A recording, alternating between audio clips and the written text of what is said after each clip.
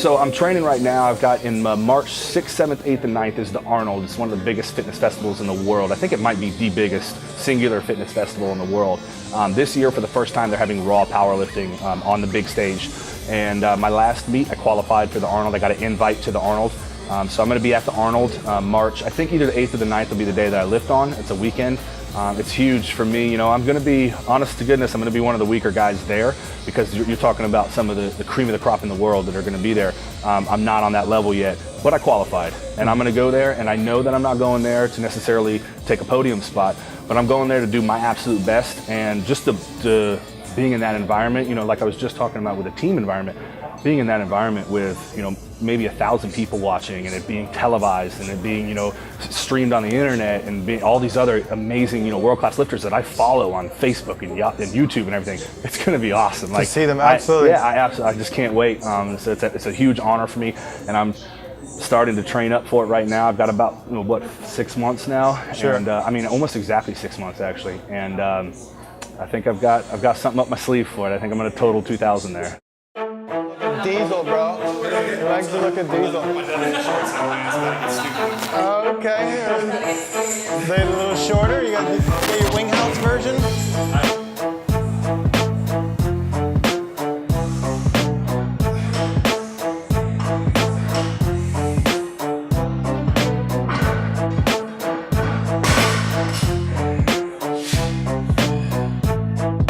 Let's move some weight.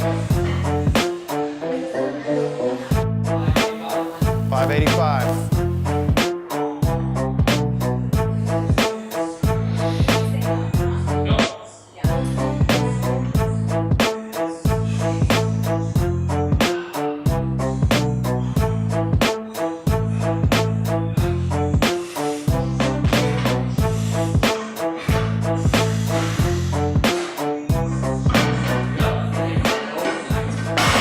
Yeah, all right, nice. What did we witness today? What was this? It was a deadlift. It was a heavy day. So basically, we've got our workout set up so that 1 week is a volume week. So we'll do reps. So it's basically a few sets of higher reps, still with the, you know, heavy-ish weight. Obviously, as a powerlifter, everything we do is trying to get stronger. So it's still heavy weight for what we're doing, but we're trying to work in more of the 5 to 8 rep range for rep weeks. For heavy weeks like today, we're 4 or less reps just for one top set. So the point of today was to get to a new weight that we may have never tripled before and do it for 3 reps. And so we all kind of had an idea of what we wanted to do today. I think we all hit what we wanted to do today. And so it was a really good day. Absolutely.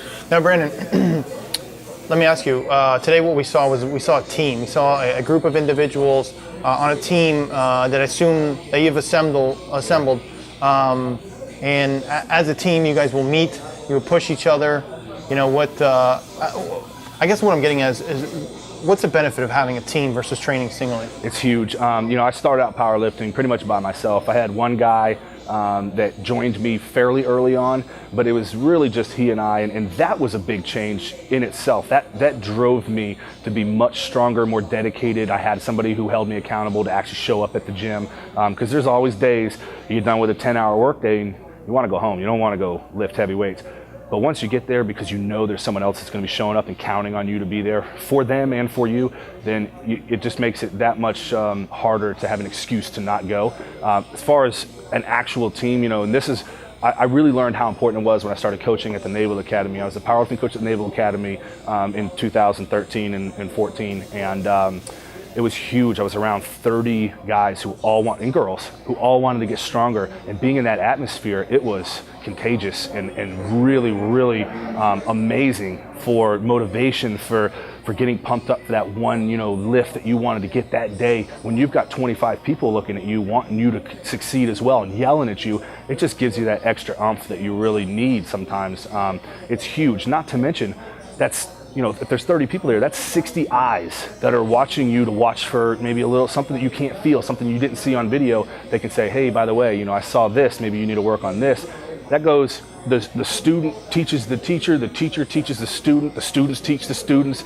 You know, everybody's watching, everybody's helping. It's huge. It's a huge change. And for, you know, for the really heavy weights, when you get up to the really heavy weights and you're using wraps for your knees and a belt, and you're using the nose torque that, you know, the viewers will see in the video of me. You know, not a lot of people like it, but I use it, and it definitely, the ammonia helps give me a little kick in the pants.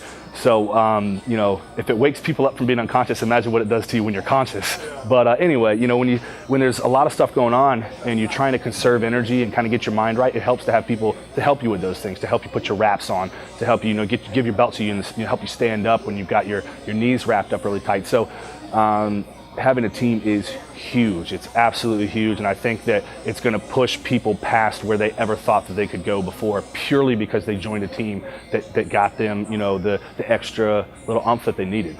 Absolutely.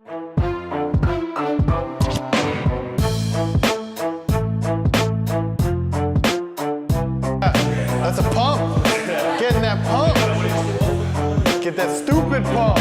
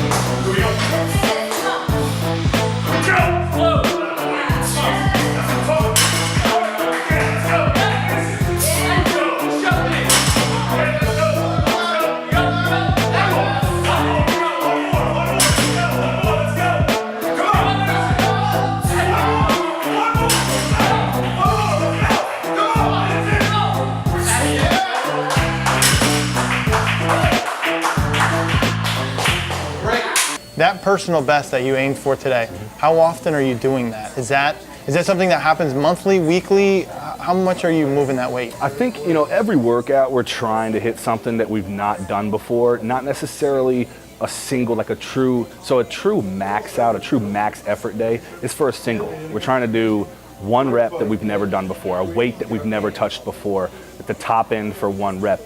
We're not doing that very often. In fact, that's a test day. So there's a big difference between training and testing.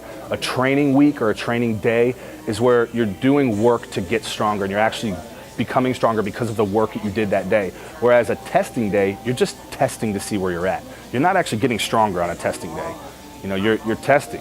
It's not a training. So there's a big difference between testing and training, and that's the trap that a lot of powerlifters fall into, is that they test too much. They don't train enough. So today we weren't necessarily testing. We're trying to do a heavy triple, something we've never touched before, for a triple.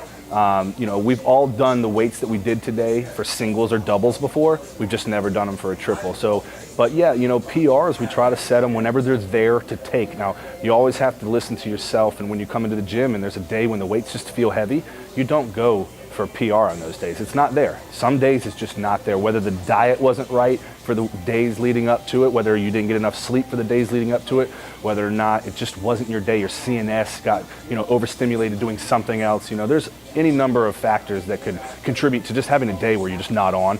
Those are the days where you don't need to go for, you know, a PR, but you can still get work in on those days. You can still get stronger on those days without hitting a PR. So, you know, it's a mental game. It's fun to hit PRs, but you're not going to always do it. And the goal, though, is always to hit a PR that day. Yeah. Can you bring the viewers here for a second? I know you're in position. I just want you to see all these plates. 1, 2, 3, 4, 5, 6.